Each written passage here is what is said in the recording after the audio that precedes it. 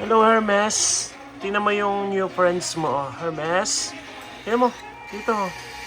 Dito si Uriel. Ay, si Uriel. Uriel, the Kakatail. Sora. Si Sora, the GCC.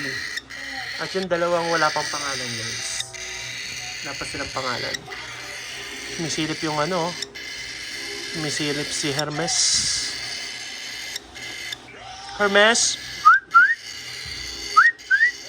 Gusto niya makita, guys. Hindi ko lang alam kung tutukain niya to pag nilapit natin. Ayan, oh. So, ito yung setup natin, guys. Ilaw. Para hindi sila lamigin o ginawin. Balanse yung temperature. Kusot. Para pag pumupo, sinisip-sip yung pupo. And then yung dalawa na yun, ayun, nag-chillax lang. Bagong kain eh. So, itong kakatail natin, matakaw talaga to, si Jordan. Ano siya, gusto niya laging kumakain. So, meron tayong temp check dito sa kanyang humidity. So, 52% ang ating humidity. Okay.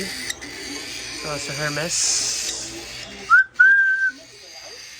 Alright guys, palili pa rin natin tong apat na to.